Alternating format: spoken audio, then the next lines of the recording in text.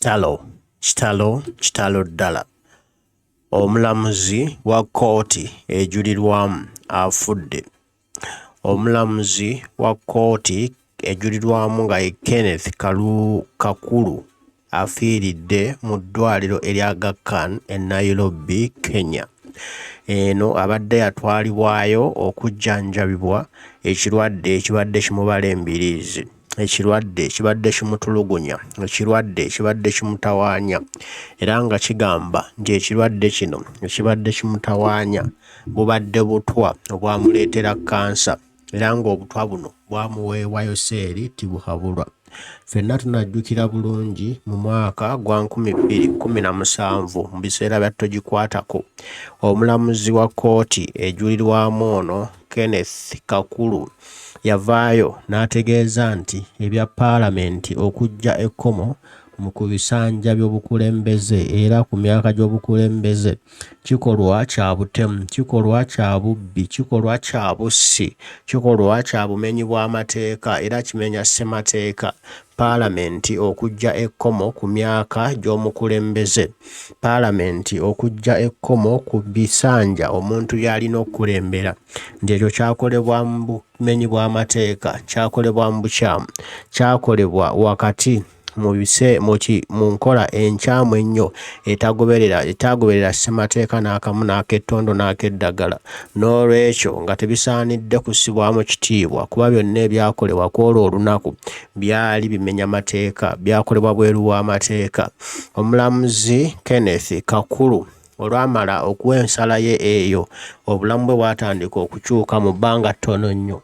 Baatuma abamuli ku lusegere ne bamuwakanya okawulire, ne kamuyita mu system, ne kayonoona ebintu bye byonna eby'omunda, ne koonoona body organs zonna. Ekibumba ne kifa ne kifuna kansa, amawuggwe ne gafa ne gafuna kansa, omutima ne gufa ne gufuna kansa, ebyenda ne bifa ne bifuna kansa, yenna n'afuna kansa nga buli bakwata kansa mwereere, nga tewali kye basobola kusalako okugyamu kookolo oyo omukambwe, wabula baasalawo ab'eŋŋanda bamutwaleko e Nairobi nga bagambye nti gy'ayinza okufuna ku bujjanjabi obwa kansa ekika ekyo n'assuukassuukamu. Wabula yagenda e Nairobi, yatwalibwa e Nairobi okulaba nga ajjanjabwa ekirwadde kino ekya kookolo omukambwe, naye munnange abaddeyo nga bamukalirira bamuyisaamu eddagala okusobola okumuggyamu kookolo, naye munnange eddagala ligaanye, amalirizza naye avudde mu bulamu bw'ensi. Kenneth Kakuru afudde mu nfa y'emu, kanso wa Mary Anthony gye yafuddemu, naye bwe batyo baamukola, baamuwa obutwa ne buyita mu system yonna ne bujoona ne bugikuba ne bugyesisesebbula, n'atandika okulwala kansa, buli kafubo nga kalwala kansa. Kati mu Amerika baagezaako nnyo ne bamuyisangamu eddagala ery'okumwoza n'okumuzza engulu, wabula eddagala lyatuuka ne liremererwa ng'amaanyi mangi ate ng'omubiri amaanyi matono. Bw'atyo kanso Anthony wa Mary n'ava mu bulamu bwa dduniya. Kati ekiriwo ne omulamuzi Kenneth Kakuru bw'atyo embeera gy'afiiriddemu bw'atyo bw'agenze. Wano e Uganda tewali ali safe, wano e Uganda tewali akuba gudiikudde nti nze namala ebyange byatereera, nti nze sikwatibwako, nti nze sikwatwako, nti nze ndi mwana wa boobo. Nedda. Wano e Uganda kasita osiinya ku ntebe ya Museveni nti ogenda gimuggyamu, kasita osiinya ku ntebe ya Museveni nti ogenda gimugobamu, agannyabo abaalina okutta, agannyabo abaalina okuggyamu omumiro, bw'atyo bw'agenda akola. Buli gwalaba omuntu ng'alina bwino, buli gwalaba omuntu ng'alina byamumanyiiko, ng'alina byakuŋŋaanyizza ebiwera ebimulumika era ebimulumiriza, ng'omuntu oyo amuggyawo.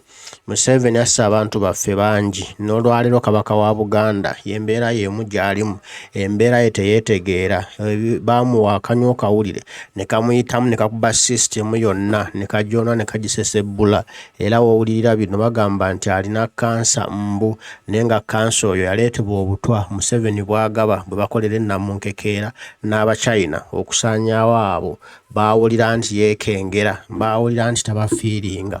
kati yembeera eri Uganda kitalo nnyo eky'abantu baffe ab'omuwendo bwe bati abafiira obwemage, abafa awatali musango, abafa olw'okulwanira ensi Uganda, abafa olw'okwagala nnyaffe Uganda, abafa olw'ebigendererwa bya Museveni byeyagaliza yekka nga tayagaliza nsi Uganda ebeere mu kwesiima n'okweyagala n'okuba nti buli munnayuganda agyeyagaliramu.